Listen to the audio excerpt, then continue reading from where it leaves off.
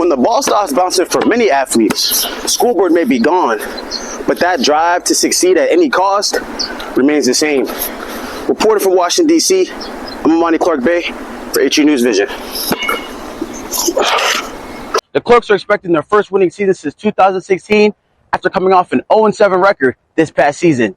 Coach Williams said himself, "You can't just love the game, you have to be married to it just as much." Until the NCAA recognizes student athletes as employees instead of amateurs, nothing can change moving forward. Reporting from Maryland, I'm Amani Clark-Bey for HU News Service. The High Panthers isn't just about football and back-to-back championships, but it's about family and unity. What does it mean to compete on HBCU night and for historically black colleges to be on full display? Yeah, I mean, I love this night. Every year I look forward to this night. A lot of my family went to North Carolina A&T, so for HBCUs to be represented tonight is everything. They don't always get the credit that they deserve as far as being an anchor for our community. So I'm excited tonight they get the shout-outs. For sure, some Aggie pride in the building. Appreciate you, AG. Thank you so much. Double 15 points, 11 rebounds against your former team in the Morehouse Maroon Tigers. How's it feel on Martin Luther King Day? Yes, sir. Thank you. It's amazing. Playing my whole team on this special day. We really look at this day for service and what MLK did, and just to have this crowd come out and support us. And I think we put on the show today, and I'm glad we could. At Howard University, the Showtime Marching Band is a campus staple, bringing energy to every performance. Drum major Ian Claville, a senior mechanical engineering major with a double minor in music and mathematics from Baton Rouge, Louisiana, leads the Showtime Marching Band at Howard University while balancing a demanding academic and performance schedule. It's a full day of HBCU hoops tomorrow on Monumental Sports Network. HBCU Go replay brings you Bethune-Cookman versus Southern. Women tip off at 2. The HBCU Go crossover show follows. Then the men close it out at 4:30. Tune in on Monumental Sports Network. A sold-out crowd as Cameron Brink made her season debut after missing the last 13 months with the torn ACL. Let's break down some game film of Brink in her return. We look at play number 1. Cameron Brink inbounds the ball. She moves downhill, sets the screen, and shows her versatility, but knocking it down from beyond the arc. Let's talk about play 2. Brink sets the screen, rolls to the cup, doesn't get the ball, but stays in position for the rebound, and finds fellow second-year star Rakia Jackson, who dives in for the lay. Like we talked about, her versatility really opens up the floor for her teammates.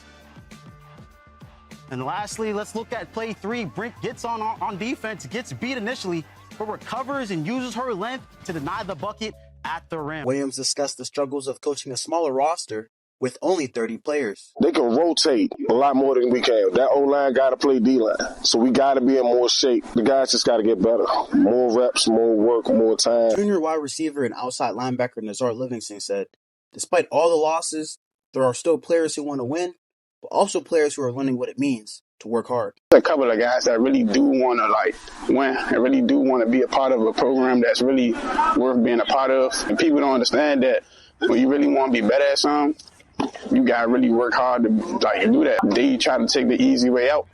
But like I said, there's a lot of guys on this team that really do want to be a part of something special. Junior wide receiver and defensive back Zachary Hebb is looking to be a leader for players with less experience on the roster. The people on the team that don't really play football, it's their first year playing football. I'm ready to teach them, tell them what's right, tell them what to do, tell them what not to do. Despite an 0-7 record last season, Hebb isn't worried about the outside noise. He wants to turn things around by setting the tone for his team.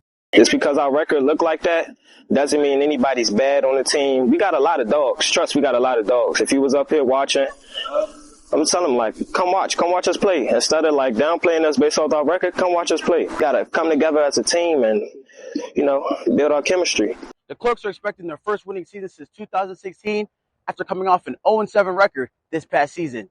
Coach Williams said himself, "You can't just love the game, you have to be married to it just as much." They got to ask themselves, if the ball started bouncing, who would I be? From D1 hooper to corporate player, Major Kennedy's love for the game came from watching Like Mike when he told himself, "If Bow Wow can do it, so can I." I always knew I was okay at basketball, but I don't think I really knew until I got to a place where I was exposed and playing in front of college coaches. I came from a small town in North Carolina. Wilson, North Carolina to be exact. The summer of 2010 was Kennedy's coming out party to the nation. A young kid who moved to Pittsburgh hungry to make a name for for himself. Every school you can think of, they came to see T.J. Warren. My dad always had a quote.